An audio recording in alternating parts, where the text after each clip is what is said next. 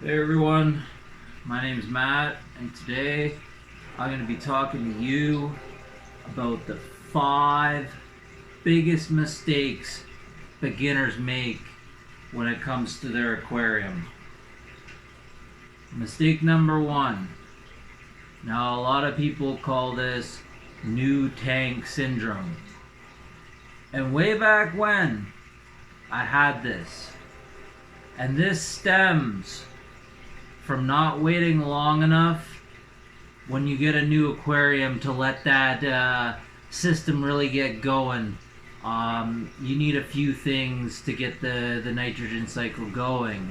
A lot of people do cycles where they use like a minnow or a goldfish just to kind of get things going, and then you just feed the little fish and it starts the cycle. You can do this also without the fish. You just throw a little bit of food in and just let the filter kind of take care of that, and it takes a while. A lot of people say 2 weeks, 3 weeks.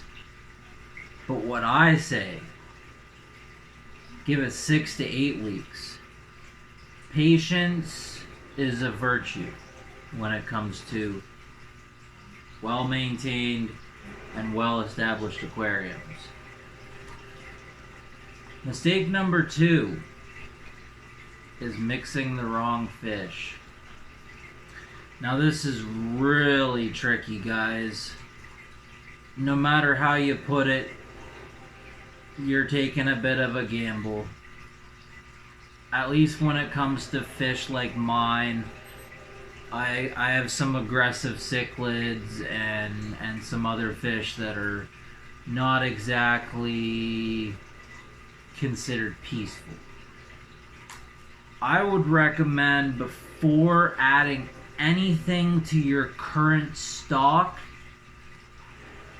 do your research and do a lot of it.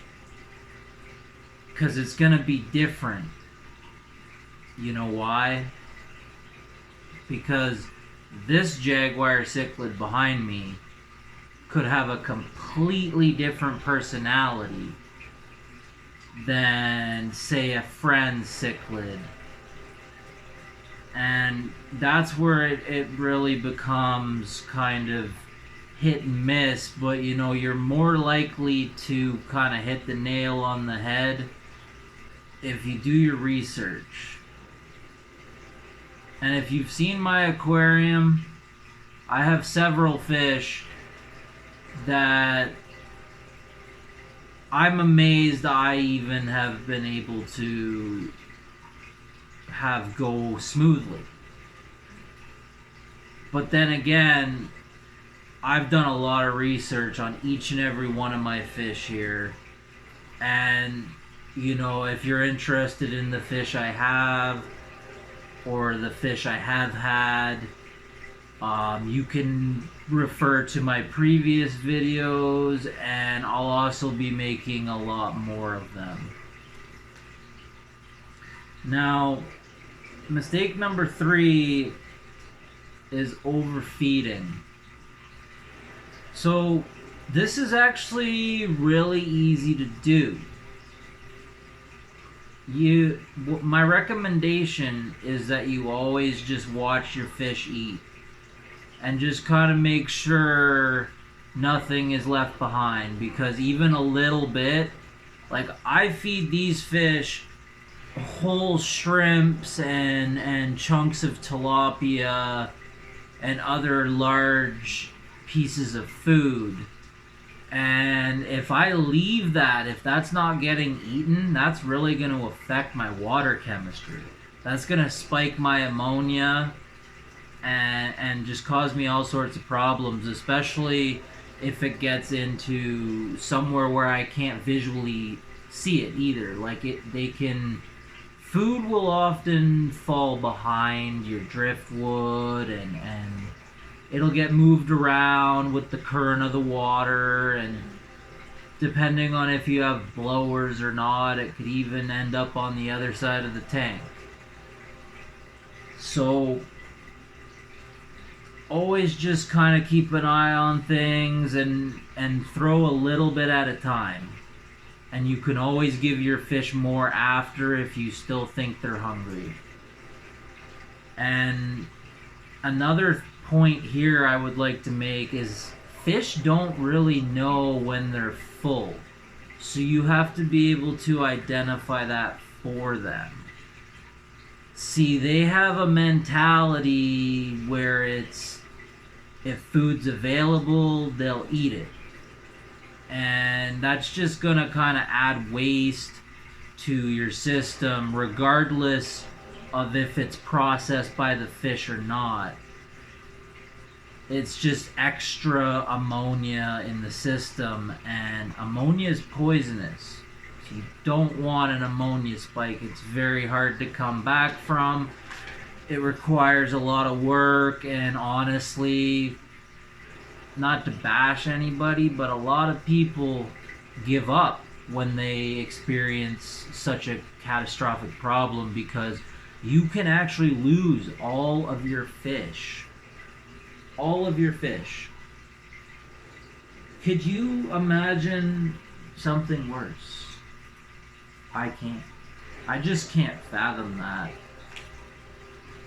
So I am trying to save you that tragedy, my friends. Now, mistake number 4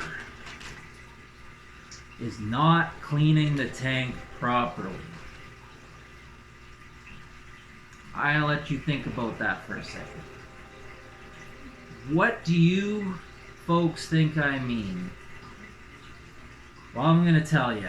Plain and simple, if you're not siphoning the gravel, you're not getting the poop. I see a lot of people, they just put their gravel vacuum in and they don't really actually put in the effort to make sure they go along all the bottom of the tank. Now, I'm going to try to show you here what I mean. See all this gravel I have on the bottom? You want to be siphoning all of that. That's where your waste particles will be 90% of the time. Your filter is going to get, your filters here, like you can't see that one behind me. I actually run 2 canisters. So these ones, they're not going to get all the stuff at the bottom. They're going to get the stuff kind of in the middle here and what's kind of drifting around with the direction of my water flow here. And another thing regarding keeping the tank clean and doing it properly is you have to do the filters too. Every once in a while, you know, every 2-3 months, minimum, maximum kind of deal, you're going to want to really thoroughly clean those out too. And anything else you got in the tank. I clean my driftwood, I clean my decor, everything in here gets clean, and that's what I'm talking about. So you really want to do a thorough job, but you don't want to clean too much all at once. That's the thing, right? Like if I do a big water change, I leave it at that for the day. And then, you know, maybe a week later, I'll clean out the filter and do the driftwood. Because, you know, it actually takes, you know, a good hour or 2, guys. You gotta put in the effort, and you will never regret it.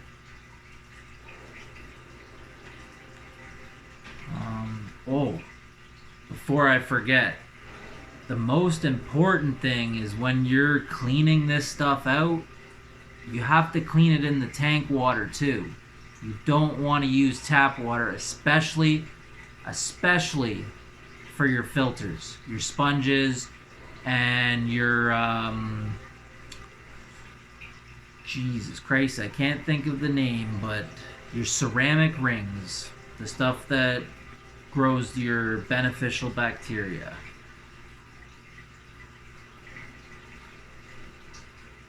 And I guess that was actually my 5th point there regarding the filters. So that's everything here. I hope you folks enjoyed. I hope this was helpful. Give me your feedback, like, comment, subscribe. I'm going to be trying to make a new video every week, okay? Peace.